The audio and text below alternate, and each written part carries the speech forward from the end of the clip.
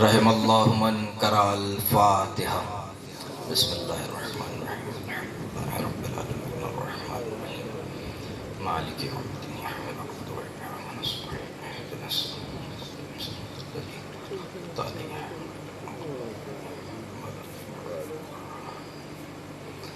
اعوذ باللہ من الشیطان اللعین الرجیم بسم اللہ الرحمن الرحیم الحمد للہ رب العالمین الصلاة والسلام علی اشرف الاولین والآخرین وسید المرسلین وخاتم النبیین بالقاسم محمد ثم الصلاة والسلام علی الامام الحق بالحق مع الحق الى الحق على الحق وسیع الرسول وباب علم الرسول اعنی علی ابن ابی طالب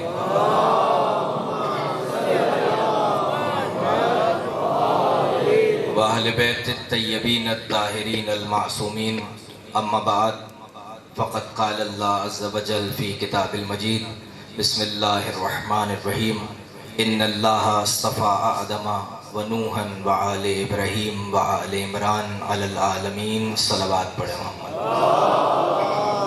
صلی اللہ قال رسول اللہ صلی اللہ علیہ وآلہ وسلم ستدفن بضعۃ منی فی ارض خراسان صلوات پڑھیں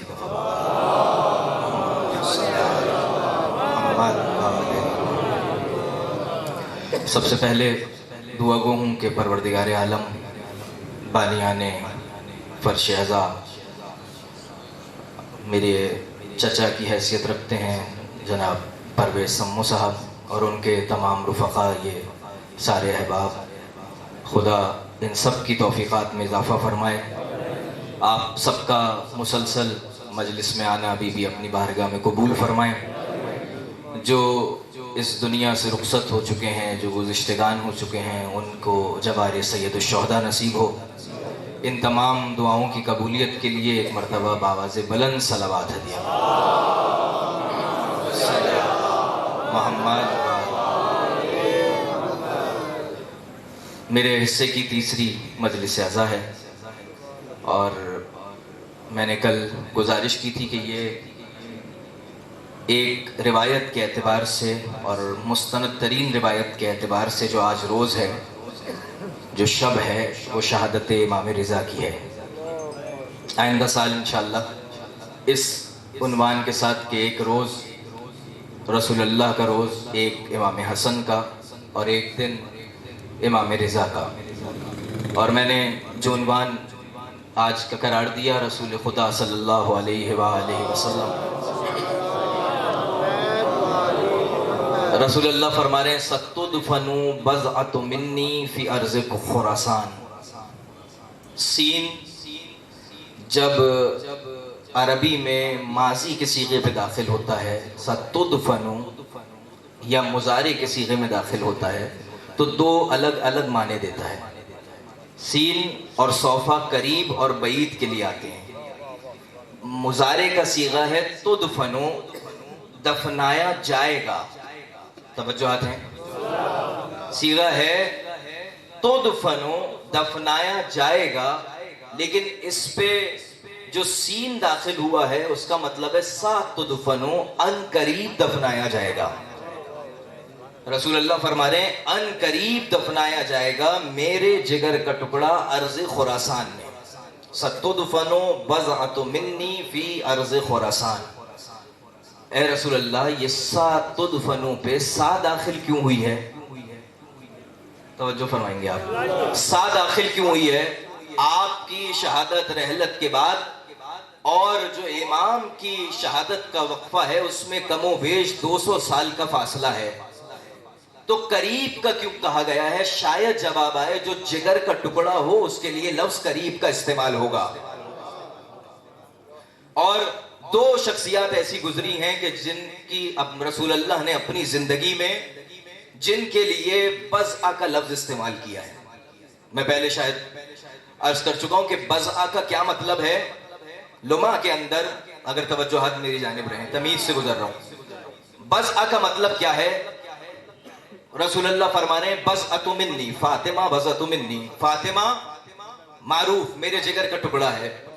رسول اللہ امام کے لیے فرما رہے ہیں ستدفن بزعۃ منی، ان قریب میرے جگر کا ٹکڑا دفنایا جائے گا۔ صرف دو شخصیات ایسی ہیں کہ جن کے لیے یہ لفظ جگر کا ٹکڑا رسول اللہ نے استعمال کیا ہے، ایک ان کی بیٹی فاطمہ زہرا ہے، دوسری شخصیت امام رضا ہیں۔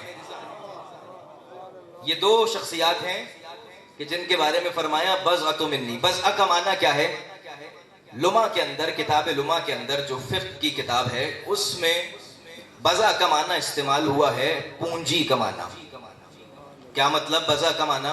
یعنی رسول اللہ یہ نہیں کہنا چاہ رہے ان دونوں شخصیات کے لیے کہ یہ میرا جگر ہے، رسول اللہ یہ نہیں کہنا چاہ رہے کہ یہ دونوں میری آنکھیں ہیں، یہ رسول اللہ یہ نہیں کہنا چاہ رہے یہ دونوں میرا جسم ہے، رسول اللہ یہ نہیں کہنا چاہ رہے یہ میری روح ہے۔ رسول اللہ کہنا یہ چاہتے ہیں کہ فاطمہ زہرا اور امام رضا میرے لیے سب کچھ ہیں۔ جو اس کا معنی ہے یہ میرے لیے سب کچھ ہیں۔ یہ وہ شخصیت ہیں کہ جن کو امام رضا کہا جاتا ہے، اور انہی کے لیے استعمال ہوا ستدفنو کا صیغہ، ان قریب دفنایا جائے گا۔ دفنایا کتنی مدت کے بعد گیا؟ اور وہی شخصیت کہ امام رضا اور جناب زہرا کے ان کے علاوہ روایات میں بزع کا صیغہ کسی اور کے لیے استعمال نہیں ہوا۔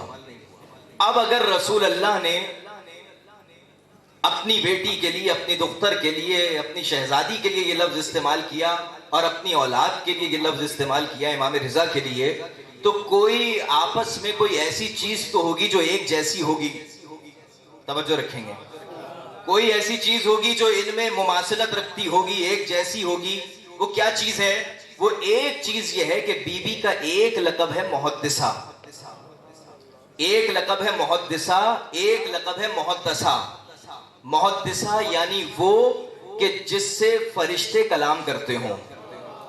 توجہ، محدثہ یعنی وہ بی بی کہ آسمان سے فرشتے آ کے جس سے بات کرتے ہوں اسے محدثہ کہتے ہیں۔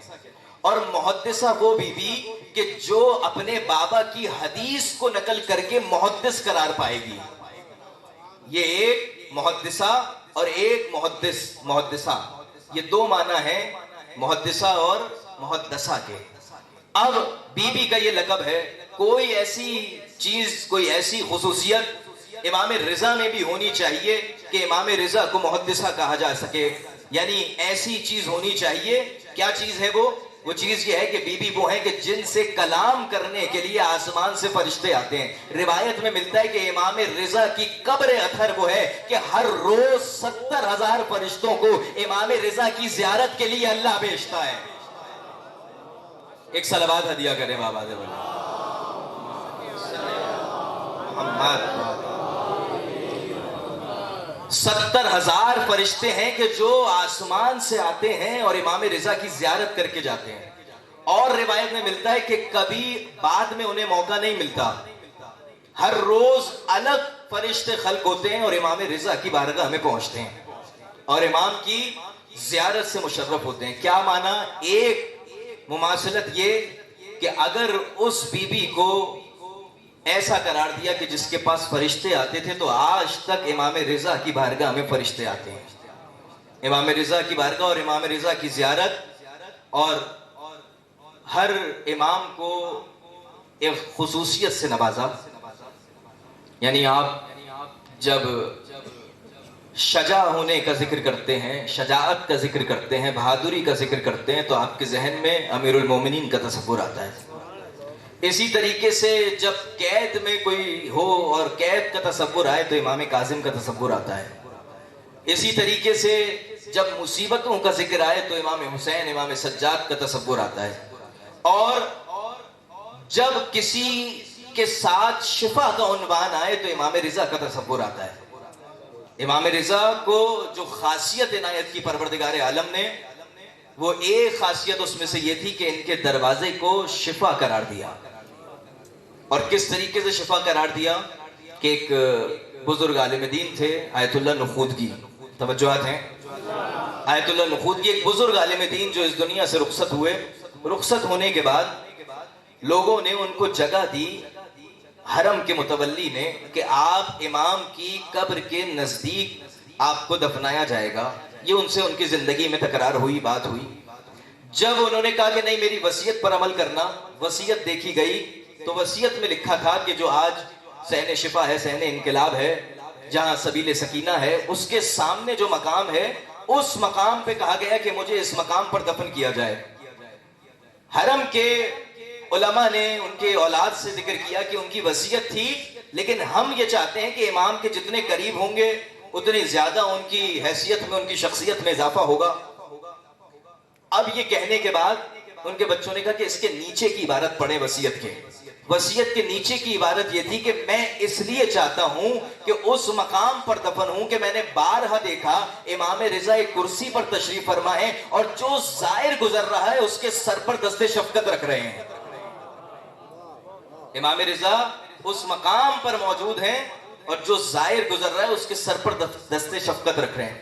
اس کے علاوہ ایک عبارت یہ تھی کہ میں یہ چاہتا ہوں کہ میرے وجود پر میری قبر میں روشنی جب ہوگی، میری قبر میں اجالا جب ہوگا، میری قبر میں نور جب آئے گا، جب زائر رضا کے زائر میری قبر سے چلتے ہوئے جائیں گے، میری قبر کے اوپر سے چلتے ہوئے گزر جائیں گے، تو یہ میرے قبر میں اجالے کا سبب بنے گا. یہ امام رضا. اور آگے بڑھیے، کون امام رضا؟ کہ جو نیشاپور پہنچے تو نیشاپور پہنچنے کے بعد ایک شخص ہے کہ جو امام سے محبت رکھتا ہے، امام سے چاہت رکھتا ہے، امام کا ماننے والا ہے. خواب میں دیکھتا ہے اور خواب دیکھا کہ ایک مسجد ہے، اس مسجد کے اندر میں داخل ہوا. بہت خوبصورت مسجد ہے، آرائش ہوئی بھی ہے، بہت اچھی مسجد ہے. داخل ہونے کے بعد دیکھا کہ اس مسجد میں رسول اللہ تشریف فرما ہے. آگے بڑھتا رہا، دیکھا کہ محراب ہے، محراب میں رسول اللہ ہیں، فلاں رنگ کا لباس زیب تن کیے ہوئے ہیں. اب جب ان کے نزدیک پہنچا تو دیکھا مصروف عبادت ہیں، عبادت تمام کی. اب جب رسول اللہ کے آگے دیکھا تو ایک سینی رکھی ہے، ایک ٹرے رکھی ہے کہ جس پہ چند کھجوریں ہیں. توجہات ہیں، جس پہ چند کھجوریں ہیں. اپنے ہاتھوں کو بڑھایا اور کہا اے رسول اللہ مجھے کچھ عنایت کریں. رسول اللہ نے اپنی مٹھی بھری اس کے ہاتھوں میں رکھی. اب جب اس نے اس کو گننا شروع کیا تو وہ 18 تھی، اور گننے کے بعد اس نے رسول اللہ سے کہا مجھے کچھ زیادہ دے دیں. رسول اللہ نے انکار کیا. کہا اس میں سے کچھ کم کر لیں. رسول اللہ نے انکار کیا. بس اسی اثنا میں یہ خواب دیکھ رہا تھا کہ بیدار ہوا. اب انسانی فطرت ہے، جب انسان اس طرح کا خواب دیکھے اور خواب سے بیدار ہو تو خیال آیا کہ شاید 18 دن زندگی کے رہ گئے ہیں، کیونکہ اس سے زیادہ دیے نہ اس سے کم دیے. توجہات ہیں میری طرف؟ نہ اس سے کم دیے نہ اس سے زیادہ دیے. پھر ایک خیال آیا کہ شاید 18 ہفتے ہیں میری زندگی کے، یہ وجہ ہے. پھر ایک خیال آیا کہ 18 مہینے. جب انسان اس طرح کا خواب دیکھتا ہے تو کیفیت اس طرح کی آتی ہے. شاید 18 سال ہیں. یہ مسلسل سوچ رہا تھا. اپنے ایک دوست کو خبر کی کہ میں نے یہ خواب دیکھا ہے، مجھے اس کی تعبیر معلوم کرنی ہے. اس نے کہا تعبیر وہ بتائے گا کہ جو فخر یوسف ہوگا. تعبیر وہ بتائے گا جو فخر یوسف ہوگا. حضرت یوسف معروف تھے نا تعبیر کے اعتبار سے. کہ فخر یوسف تعبیر بتائے گا. کہ کون ہے فخر یوسف؟ کہ کچھ دیر صبر کرو، امام رضا نیشاپور آنے والے ہیں اور امام رضا اس کی تمہیں تعبیر بتائیں گے. کچھ ایام گزرے، کچھ روز گزرے. اس دوست نے آ کر اپنے دوسرے دوست کو خبر کی کہ تیار ہو، چلو اپنا خواب تمہیں امام کو سنانا ہے. امام نیشاپور کے لیے نکلے ہیں مدینے سے. اور امام جب نیشاپور پہنچے، یہ امام کی زیارت کے لیے گئے. کیا دیکھا؟ جو خواب میں مسجد دیکھی تھی ویسی ہی مسجد ہے. آگے بڑھنے لگے کہ جس طرح خواب میں آرائش ہوئی بھی، اس طریقے کی سجاوٹ کی مسجد تھی ویسی ہی مسجد ہے. اور آگے بڑھے، دیکھا جس طرح رسول اللہ نے خواب میں لباس زیب تن کیا تھا ویسے امام رضا نے لباس پہنا ہے. توجہ فرمانی ہے. اور آگے بڑھے، دیکھا محراب میں ہے بیٹھا. دیکھا کہ جس طریقے سے رسول اللہ عبادت انجام دے رہے تھے، امام رضا عبادت انجام دے رہے ہیں. اب عبادت تمام کی اور تمام کرنے کے بعد کیا دیکھا کہ رسول اللہ کے سامنے جو سینی تھی وہی سینی امام رضا کے سامنے ہے اور اس پہ چند کھجوریں رکھی ہیں. جب اس چیز کو دیکھا تو اپنے سوال کو بھول گیا اور امام رضا کے سامنے 10 بلند کر کے ہاتھ آگے بڑھا کر کہنے لگا مولا یہ کھجوریں عنایت فرمائیں. مولا نے مٹھی بھری, مٹھی بھرنے کے بعد اس کی جھولی میں رکھی, اس کی ہاتھ میں رکھی. اب جو اس نے گننا شروع کی تو وہ 18 نکلی. توجہ فرمانی ہے, جب گننا شروع کی تو وہ 18 نکلی. اب کہہ رہے ہیں اے امام رضا اس میں سے کچھ کم کر لیں. امام رضا نے کہا نہیں. کہا اس میں سے کچھ زیادہ دے دیں. امام رضا نے نہیں. کہا امام فرمانے لگے اس کی وجہ یہ ہے کہ اگر میرے جد نبی تمہیں تمہارے خواب میں کم یا زیادہ عطا کرتے تو میں حقیقت میں کم یا زیادہ عطا کرتا. یا توجہ فرمائی آپ نے. یعنی یہ وہ شخصیت ہے امام رضا کہ جس کی مٹھی میں اور رسول کی مٹھی میں فرق نہیں ہے. لحم قلمی دہم قدمی, یہ وہ ہیں کہ جو رسول اللہ کا گوشت ہیں, یہ وہ ہیں جو رسول اللہ کی ہڈیاں ہیں. ان کے لہو میں, ان کے خون میں, ان کی ہڈیوں میں, ان کی گوشت میں کوئی فرق نہیں ہے. جس طرح رسول اللہ ہیں اسی طرح بالکل یہ امام رضا کی شخصیت ہے. اور امام رضا کی شخصیت کے سلسلے میں بڑھتے رہیں گے تو یہ وہ امام کہ جنہیں امام رؤوف کہا جاتا ہے. وہ امام کہ جنہیں امام رؤوف کہا جاتا ہے. رؤوف کیا مطلب؟ جو سب سے زیادہ معاف کرنے والا ہو, سب سے زیادہ کریم ہو, سب سے زیادہ لوگوں کو بخشنے والا ہو. اور ایک روایت ایسی ہے جو اسی امام کے فرزند امام تقی علیہ السلام صلی اللہ امام کی ذات پر اس سے بلندتر صلوات دیا گیا.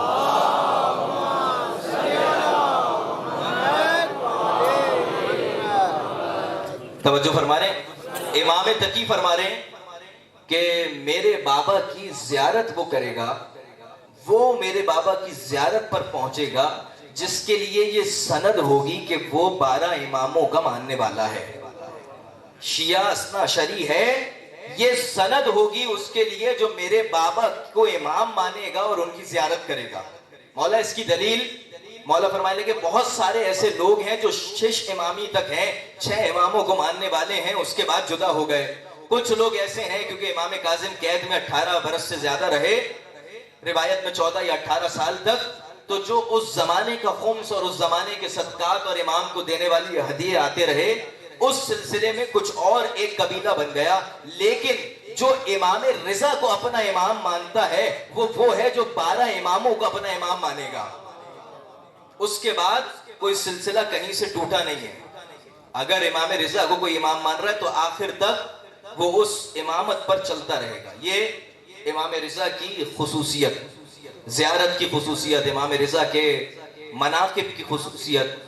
اور شفا کے اعتبار سے جو میں خود تقریباً 4 سال مشہد مقدس اور 5 سے 6 سال قم المقدسہ میں ان مقدس ہستیوں کی بارگاہ میں رہا, مسلسل جو امام کا سلسلہ تھا کہ جب آپ حرم جائیں گے تو آپ کسی نئے معجزے کو پائیں گے.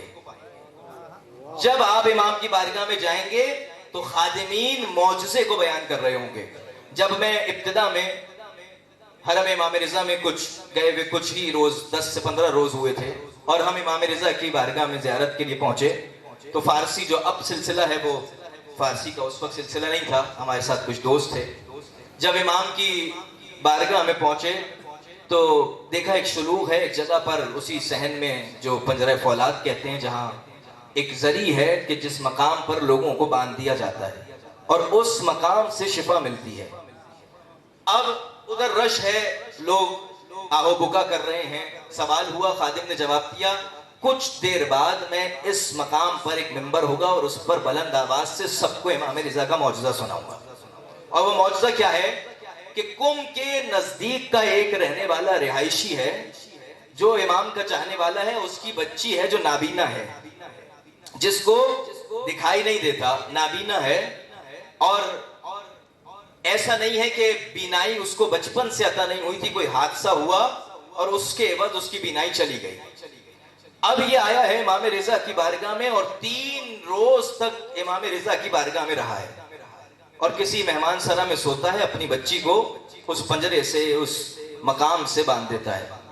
اب اس نے یہ تصور کیا کہ جب صبح ہوگی تو میں امام کی بارگاہ میں جا کر اپنی بچی کو لے کر واپس آؤں گا اور اپنے گھر واپس چلا جاؤں گا، کیونکہ امام نے مجھے اور میری بچی کو شفا نہیں دی۔ یہ سوچنے کے بعد سو رہا تھا اور یہ سوچنے لگا کہ جب میں جاؤں گا اپنے گاؤں کی طرف تو نزدیک حضرت معصومہ کا حرم ہے جو امام رضا کی بہن ہے، تو جا کر میں پہلے بی بی سے شکوہ کروں گا کہ آپ کے بھائی نے شفا نہیں دی، اور اس کے بعد میں اپنے گاؤں پہنچوں گا۔ یہ سوچ کر سویا تھا کہ خادمین نے آ کے اسے اٹھایا کہ جلدی چلو، تمہاری بچی کو بینائی مل گئی۔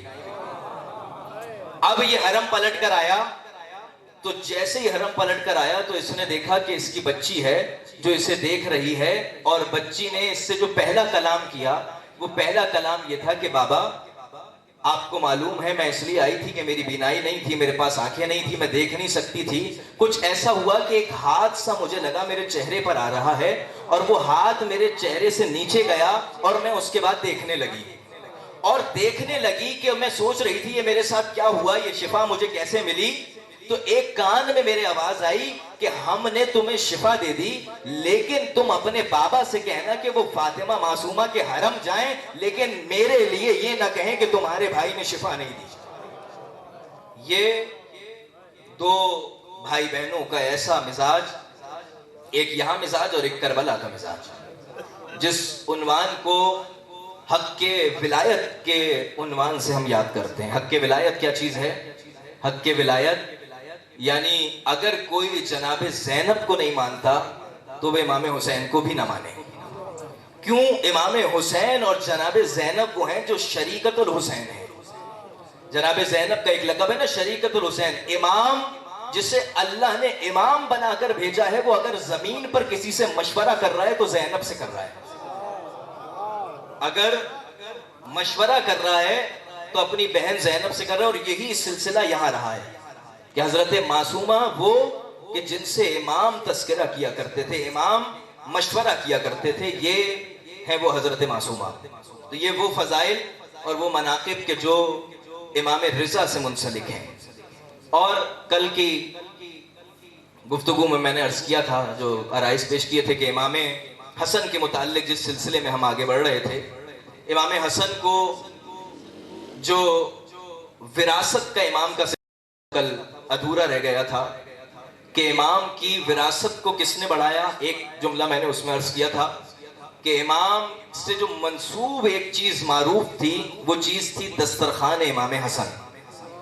دسترخوان امام حسن، امام حسن کی زندگی میں جب امام کی شہادت ہو گئی تو امام حسن کے بعد جس نے اس دسترخوان کو آگے بڑھایا وہ جناب علی اکبر تھے۔ جناب علی اکبر نے امام حسن کے بعد مکمل دسترخوان کو آگے بڑھایا، کیونکہ وہ معروف دسترخوان تھا۔ اور وراثت، وارث نے وراثت کو، امام حسن کی ایک وراثت تھی جو ایک وارث نے واپس لی، اور وہ کیسے واپس لی، بس اس پہ آپ کی توجہ چاہوں گا۔ مجھے علم ہے کہ میں نے 2-3 موضوعات کو لیا اور اس کو میں اختتام کی طرف جا رہا ہوں کہ آپ ایک خطبہ ایسا ہے کہ جو اس نے خطبہ ارشاد فرمایا کہ جس کے لیے علی کہتے تھے کہ میں نے اسے نماز شب میں مانگا ہے۔ توجہ فرمانی ہے، علی کہتے تھے میں نے اسے نماز شب میں مانگا ہے۔ کبھی علی نے حسن و حسین کے لیے کبھی یہ نہیں کہا، مولا حسن کے لیے، مولا حسین کے لیے کبھی یہ نہیں کہا یہ میرے بچے ہیں، لیکن مولا عباس کے لیے کہا ہے یہ میری اولاد ہے۔ جناب محمد حنفیہ کے لیے کہا ہے، آپ کے ذہنوں میں ہے نا کہ ایک جنگ تھی اور اس جنگ میں کہا گیا کہ محمد حنفیہ آگے بڑھو، جنگ کرو۔ جناب محمد حنفیہ نے جنگ کی، ایک مقام پر پہنچے کہ حملہ ہوا، اس سے گھبرائے اور پیچھے پلٹ کر واپس آ گئے۔ اب جب واپس آئے تو آنے کے بعد کچھ رنجیدہ ہوئے، کچھ پریشانی کے عالم میں ہوئے کہ میں علی کا بیٹا تھا، اس طرح سے جنگ نہیں کر سکا۔ اب علی نے اشارہ کیا اور امام حسن چلے ہیں جنگ کرنے۔ امام نے جنگ کی، مکمل جنگ سر کرنے کے بعد جب دشمن پیچھے ہٹ گئے تو واپس پلٹ کر آئے اور پریشان تھے۔ محمد حنفیہ اپنے بابا کے پاس پہنچے، بابا کیا مجھ میں اور حسن میں بہت فرق ہے؟ کا فرق سب سے بڑا یہ ہے کہ تم میرے بیٹے ہو، یہ رسول اللہ کے بیٹے ہیں۔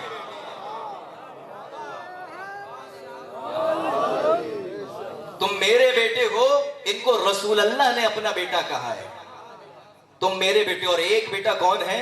عباس. اور کون عباس؟ کہ جب مولا نے ایک خطبہ ارشاد فرمایا, اس خطبے کی ایک دو باتوں سے آگے بڑھوں.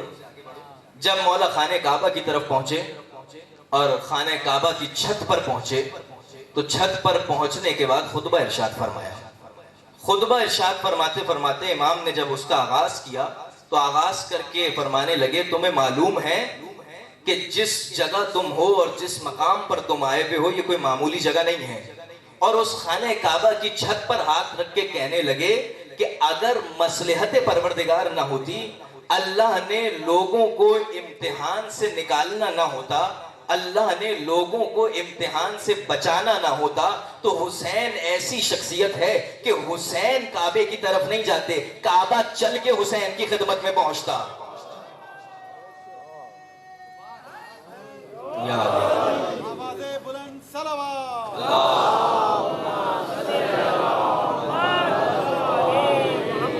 کون سی شخصیت ہے کہ کعبہ پہنچتا. اور اس کے بعد جو جملہ ارشاد فرمایا اس پہ توجہ فرمائیے گا.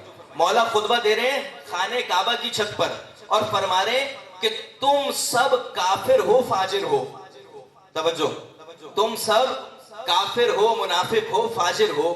مولا یہ احرام پہنے ہوئے لوگ ہیں, خانہ کعبہ میں ہیں, اللہ کی عبادت کرنے آئے ہیں, اور آپ فرما رہے ہیں کہ کافروں, فاجروں, منافقوں یہ تو احرام باندھے ہوئے ہیں, عبادت کرنے آئے ہوئے ہیں. تو مولا نے اس وقت خطبہ نہیں دیا تھا, مولا نے فتویٰ دیا تھا کہ جو حسین سے دور ہو جائے گا وہ کافر اور فاجر کہلائے گا. جو حسین سے دور ہو گیا, یہ امام حسین کی فضیلت کو بیان کیا. اور امام حسین کی فضیلت کو بیان کرنے کے بعد اپنی فضیلت کو بیان کیا. اپنی فضیلت مولا عباس نے کیسے بیان کی؟ مولا فرمانے لگے کہ یاد رکھو تم سے پہلے قریش نے غلطی کی تھی. توجہ ہے, تم سے پہلے قریش نے غلطی کی تھی. وہ یہ تصور کرتے تھے کہ رسول اللہ کو مار دیں گے, رسول اللہ کو شہید کر دیں گے, لیکن وہ یہ بھول گئے تھے کہ رسول کبھی تنہا نہیں ہوتے. توجہ, قریش نے تم سے پہلے ایک غلطی کی تھی کہ رسول اللہ کو ماریں گے, رسول اللہ کو مار دیں گے, لیکن قریش بھول گئے تھے کہ رسول اللہ تنہا نہیں ہوتے, رسول اللہ کے ساتھ ہمیشہ علی ہوتے ہیں. علی کے ہوتے ہوئے رسول اللہ کو کوئی ہاتھ نہیں لگا سکتا. اور کہہ رہے تم وہی غلطی دہرا رہے ہو, تم جو اس وقت موجود ہو, تم یہ بھول گئے ہو کہ حسین تنہا ہے. جب تک عباس زندہ ہے حسین پر کوئی حملہ نہیں کر سکتا.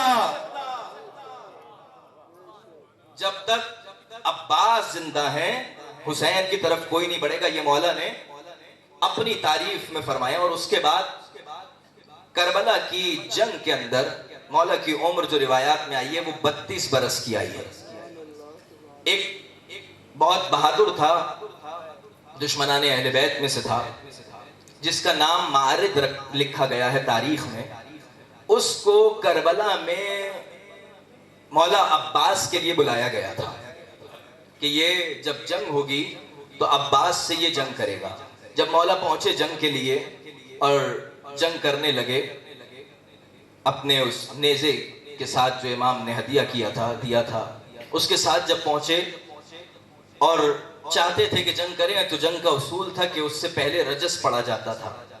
جب مولا نے مکمل رجس پڑھا, رجس پڑھنے کے بعد مارد نے پیچھے سے آواز دی کہ شمر, تم اس نوجوان کی بات کو سن رہے ہو, اس پہ حملہ کرو. تو شمر پیچھے ہٹا کہ اگر تم میں ہمت ہے تو تم حملہ کرو, اگر تمہیں ہمت ہے. اب یہ وہ ہے کہ جس کو مولا عباس کے لیے لایا گیا ہے. یہ پہنچا, پہنچنے کے بعد مارد نے مولا عباس سے 3 باتیں کی, اور 3 باتیں کر کے کہنے لگا کہ پہلی بات تو یہ ہے کہ تمہیں میں یہ کہتا ہوں کہ تم میری اطاعت میں آ جاؤ. توجہ فرمائیے گا. پہلی بات یہ کی کہ تم میری اطاعت میں آ جاؤ, تم حسین کو چھوڑو میری جانب آ جاؤ. توجہ فرما رہے ہیں, تم حسین کو چھوڑو میری جانب آ جاؤ. یہ پہلی بات کی. دوسری بات یہ کی کہ میں اتنی زیادہ بات کسی اور سے کرتا نہیں ہوں, تم سے یہ بات کر رہا ہوں کہ تم یہ سب چھوڑو, اور اس کی وجہ یہ ہے کہ تمہاری عمر کم ہے, میری عمر زیادہ ہے. تاریخ کے اعتبار سے مارد کی عمر جو ہے وہ 70 برس کی لکھی گئی ہے.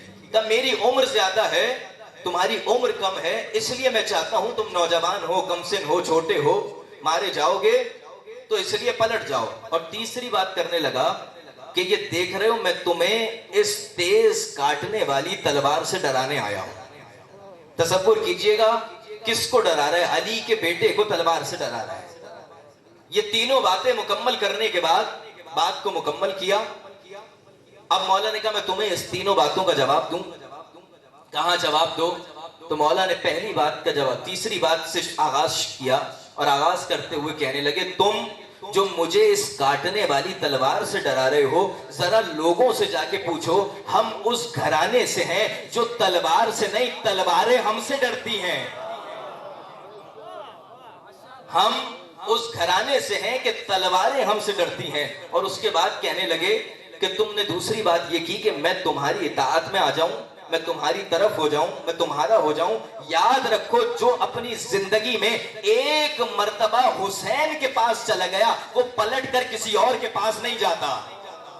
ایک مرتبہ جو حسین کے پاس چلا گیا. اور تیسری بات جو تم نے عمر کی شاید مولا نے سقیفے کو اس طرف سے ملایا اور مولا کہنے لگے کہ یاد رکھو بہت سارے بزرگ اور بوڑھے ایسے ہیں جو نوجوانوں سے کبھی بہتر نہیں ہو سکتے.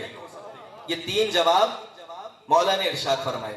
اب جب مولا نے ارشاد یہ تینوں جوابوں کو دیا تو جواب دینے کے بعد جب اس نے اس کیفیت کو دیکھا تو کہنے لگا میں تم پر حملہ کرتا ہوں سنبھالو. توجہات ہیں, میں حملہ کرتا ہوں سنبھالو. نیزے دو طرح کے ہوتے ہیں, ایک نیزہ ہوتا ہے دستی نیزہ اور ایک نیزہ ہوتا ہے طویل نیزہ. میری جانب دیکھیے گا, نیزہ جو ہے وہ دونوں طرح کا ہو لیکن نیزہ اس طریقے سے چلتا ہے. تلوار کی طرح نیزہ نہیں چلتا. تلوار کی کاٹ, تلوار کا انداز علیحدہ ہوتا ہے, نیزے کا انداز علیحدہ ہوتا ہے. اس کے ہاتھ میں طویل نیزہ تھا. اس نے مولا عباس کی طرف نیزہ چلایا.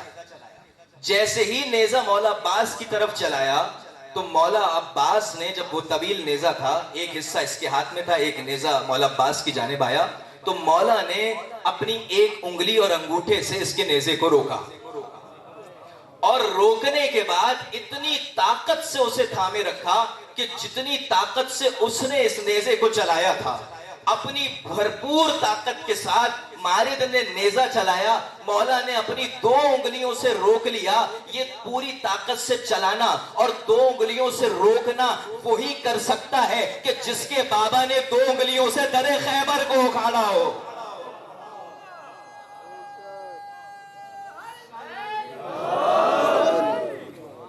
یہ وہی کر سکتا ہے کہ جس کے بابا نے دو انگلیوں سے در خیبر اکھاڑا ہو. اب جب اتنی طاقت تھی, طاقت ہونے کے باوجود اس کا نیزہ ٹیڑھا ہونے لگا, کج آنے لگا, گرنے لگا. یعنی اس کا وہ جو نیزہ تھا وہ کمان کی کیفیت اختیار کرنے لگا. تو اس نے یہ سوچا کہ میں اگر گر جاؤں گا تو یہ مجھ پر حاوی ہوگا. اب اس کا ایک غلام ہے جو اس کے پیچھے ہے, ایک سواری لیے ہوئے, اور جس سواری پہ یہ تھا, مولا عباس نے جب اپنے مکمل اس جوش اور اس جذبے کے ساتھ اور اس اللہ کی آنکھوں کے ساتھ جو حشم عنایت کیا تھا اس کے ساتھ اس کی سواری کو دیکھا تو اس کی سواری نے اس سوار کا ساتھ چھوڑا. اب یہ جو مارد ہے یہ زمین پر گرا. جب یہ زمین پر گرا تو اس کا غلام آگے بڑھا جو صرف اس لیے اس کے ساتھ تھا کہ یہ جو سواری میرے پاس ہے, اگر یہ اس سواری سے گرے گا تو اس سواری پر آ جائے گا. اس سواری کا نام تاریخ نے لکھا ہے تاویہ. اس سواری کو جب مولا عباس نے دیکھا اس کی آنکھیں مولا عباس سے ٹکرائیں. اب مولا نے اس کی پشت کی طرف دیکھا اور مولا نے جس سواری پر تھے اس سے جسد لگا کر اس سواری پر پہنچے جو تاویہ تھی. اس تاویہ سواری کو لے کر مولا عباس نے رخ کیا خیمہ حسین کی جانب اور خیمہ حسین کی جانب مکمل رفتار کے ساتھ تاویہ کو لے کے چلے ہیں.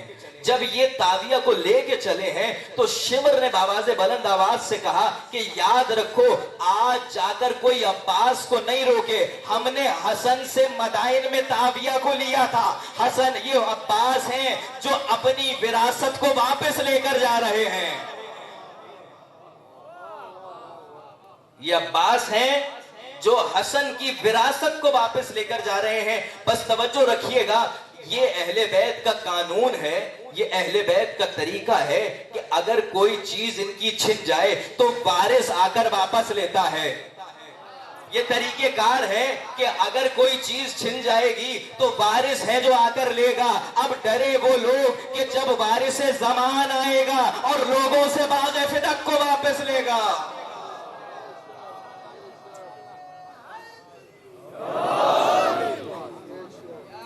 وارث وہ جو آنے کے بعد اپنی وراثت کو واپس لے گا۔ یہ امام حسن کی وراثت تھی جسے تاویہ کہتے ہیں، اور اس وراثت کو واپس لیا۔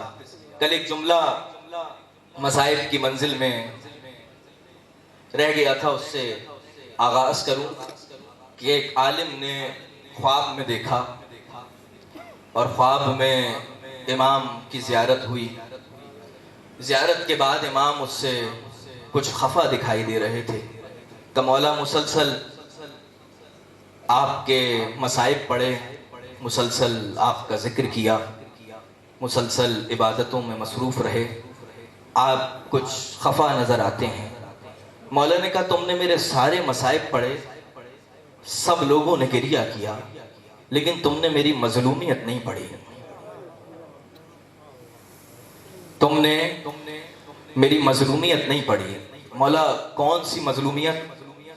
آپ کو زہر دیا گیا، زہر ہلال، ایسا زہر کہ اگر پتھر پہ ڈالا جائے تو آبلے پڑتے ہیں، ایسا زہر کہ اگر زمین پر رکھ دیا جائے تو اس میں دراڑ پیدا ہوتی ہے۔ مولا کون سے مصائب؟ مولا یہ مصائب بھی تو پڑے تھے کہ کسی کا جنازہ ایک مرتبہ گھر سے نکلتا ہے تو واپس نہیں آتا، لیکن آپ وہ ہیں جن کا جنازہ 2 مرتبہ نکلا ہے۔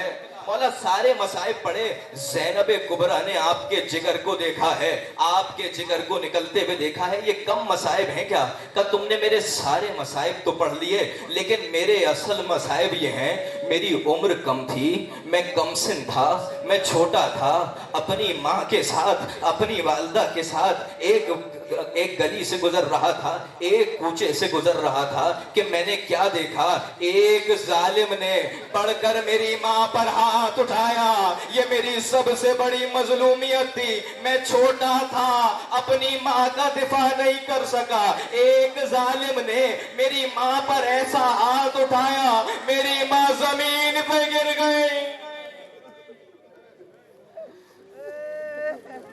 امام رضا کے مصائب ہیں، امام رضا کی شب شہادت ہیں، امام رضا نے کیا اہتمام کیا ہے؟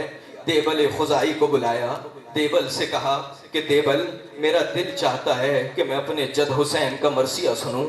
جب امام کی شہادت ہوئی نا تو امام نے بارہا یہ کہا، ابن شبیب ہے، شبیب کے بیٹے، اپنی مشکلوں میں گھر جاؤ، اپنی مصائب میں گھر جاؤ، تم کسی چیز میں مبتلا ہو جاؤ، یاد رکھنا جب کبھی گریہ کرنا ہو، جب کبھی رونا ہو، جب کبھی آنسو بہانا ہو تو اس پر آنسو بہانا کہ جو بے گور و کفن 3 روز تک بے گور و کفن پیاسا رہا ہے، 3 روز تک لاشا رہا ہے، اس حسین پہ رونا، میرے جد حسین پہ رونا۔ آپ کو معلوم ہے کہ جب چاند کی کیفیت میں لوگ پریشان ہوتے تھے کہ چاند ہوا ہے یا نہیں ہوا، چاند ہوگا یا نہیں ہوگا، تو مدینے والے رخ کرتے تھے امام رضا کے گھر کی طرف۔ اگر رونے کی، گریہ کرنے کی آواز آتی تھی تو سمجھ جاتے تھے حسین کے رونے کے دن آ گئے۔ یہ امام رضا ہیں، سنیں گے۔ بلانے کے بعد امام رضا نے دیبل خزائی سے کہا، میرا دل چاہتا ہے میں اپنے جد حسین کا مرثیہ سنوں، میرا دل چاہتا ہے حسین پہ گریہ کروں۔ دیبل کے لیے کرسی لگائی گئی، ممبر سجایا گیا، مولا زمین پر تشریف فرما ہوئے، دیبل نے مصائب کا آغاز کیا۔ دیبل کہنے لگے، اے فاطمہ زہرا، بقیہ چھوڑیے اور آئیے ذرا کربلا، ایک جانب حسن کا یتیم قاسم ہے جو ایڑیاں رگڑ رہا ہے، آئیے فاطمہ زہرا ذرا سہارا دیجئے۔ مصائب پڑھنے لگا، مرثیہ پڑھنے لگا، کہنے لگا اے فاطمہ زہرا ذرا چھوڑیے بقیے کو اور آئیے کرب و بلا دیکھیے، جس کو حسین نے بہت ارمان سے مانگا تھا، جس کو حسین نے اس لیے مانگا تھا کہ جب کبھی اپنے نانا کی یاد آتی تھی تو علی اکبر کی طرف دیکھتے تھے۔ فاطمہ آئیے، وہی حسین علی اکبر کے سینے سے برچی نکال رہے ہیں۔ سنیں گے عزاداروں، مصائب بڑھتے رہے، کہا آئیے دیکھیے ایک جانب فاطمہ جب آپ آئیں گی تو آسمان سے ستارے آ رہے ہیں، اور ایسے ستارے ہیں کہ آ کے دیکھیے ایک بازو ہے جو نہر کی دوسری طرف ہے، دوسرا بازو ہے جو دوسری طرف ہے۔ کہ کس کے بازو ہے؟ کہ آئیں گی تو دیکھیے گا یہ آپ کے عباس علمدار کے بازو ہیں۔ یہ سارے مصائب پڑھتا رہا اور کہنے لگا کہ اب فاطمہ زہرا یہ ساری مصیبتوں کو دیکھا، اب ذرا ایک نشیب میں آئیے اور اس نشیب میں آ کر دیکھیے کہ ایک ظالم ہے جو سینہ اقدس پر، جس سینے پر رسول بوسے دیتے تھے، وہ ظالم اس سینے پر اپنی ٹانگ کو رکھے ہوئے ہے اور وہ سینہ اقدس حسین ہے۔ یہ سارے مصائب آپ نے سنے نا، اب کیا کیفیت ہے؟ امام جلدی جلدی ایک رکعہ اٹھانے کے بعد قلم سے اس پہ کچھ لکھنے لگے اور دیبل خزائی کو دیا، دیبل نے اس کو پڑھا، کہا امام یہ کیا ہے؟ کہا پڑھو۔ یاد رکھیے گا امام نے ایک قنات لگوائی تھی اور مستورات کو بٹھایا تھا، اپنے گھر کی خواتین کو بٹھایا تھا، بٹھانے کے بعد مرثیہ سن رہے تھے۔ مرثیہ پڑھتے پڑھتے جب اس کے پاس وہ کاغذ پہنچا تو کہنے لگا اے فاطمہ زہرا جب کربلا میں ہر ایک غریب کو رو لیں تو ذرا مشہد آئیے گا، مشہد میں آپ کا ایک بیٹا غریب الغربا بیٹا، اپنے ملک سے دور بیٹا، اپنے شہر سے دور بیٹا مظلومیت میں مارا جائے گا۔ دیبل نے یہ مرثیہ پڑھا، پڑھنے کے بعد عرض کرنے لگا مولا مجھے نہیں معلوم وہ کون سا بیٹا ہے، مولا مجھے نہیں معلوم وہ کون ہے جو مشہد میں دفن ہوگا، مولا مجھے نہیں معلوم۔ مولا رونے لگے، گریہ کرنا شروع کیا، کہ وہ میں تمہارا امام رضا ہوں جو مشہد میں مارا جاؤں گا۔ سنیں گے عزاداروں، بیویوں کی طرف سے گریہ بڑھ رہا تھا، کنات ہٹتی ہے، خیمہ ہٹتا ہے، ایک کنیز باہر آتی ہے، اے دیبل اب مرثیہ آگے نہیں پڑھنا۔ امام رضا کی شہادت کو سن کر فاطمہ معصومہ بے ہوش ہو گئی۔ میں کہوں گا ہاتھ جوڑ کر بی بی آپ سے برداشت نہیں ہوا، آپ نے بھائی کے مصائب کو سنا، ذرا ایک سلام زینب پر 70 قدم سے دیکھ رہی ہے، حسین پہ کند خنجر۔